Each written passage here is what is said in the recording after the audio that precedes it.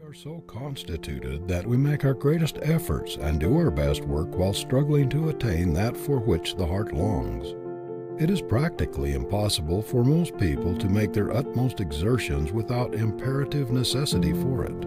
It is the constant necessity to improve his condition that has urged man onward and developed the stamina and sterling character of the whole race.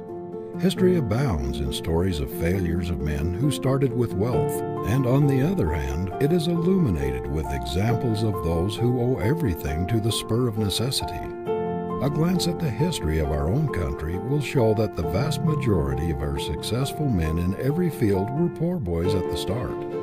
Benjamin Franklin, Alexander Hamilton, Andrew Jackson, Henry Clay, Daniel Webster, Abraham Lincoln, Horace Mann, George Peabody, Ulysses S. Grant, James A. Garfield, to mention but a few of the great names of past generations, rose to distinction from an iron environment and direst poverty.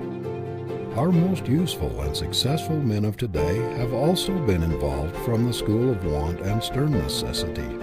Our great merchants, railroad presidents, university presidents and professors, inventors, scientists, manufacturers, statesmen, men in every line of human activity have for the most part been pushed forward by the goad of necessity and led onward by the desire to make the most of themselves.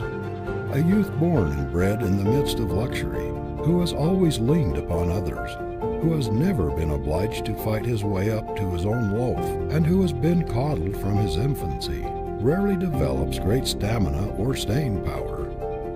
He is like the weak sapling in the forest compared with the giant oak which has fought every inch of its way up from the acorn by struggling with storms and tempests.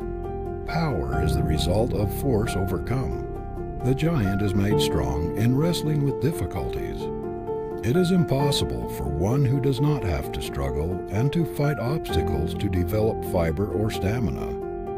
To live without trial is to die but half a man. Strength of character is a thing which must be wrung out of obstacles overcome.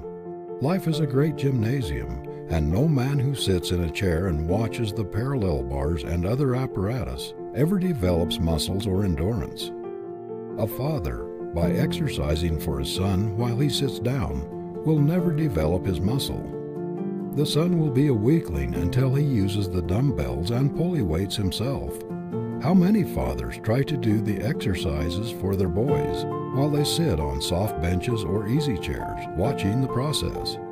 And still those fathers wonder that their boys come out of the gymnasium weak, with as soft and flabby muscles as they had when they entered. Isn't it strange that so many successful men who take pride in having made themselves and consider it the most fortunate thing in the world that they were thrown upon their own resources and were obliged to develop their independence and stamina and self-reliance, should work so hard to keep their children from having the same experience? Isn't it strange that they should provide crutches so that it will be all the more difficult for them to walk alone?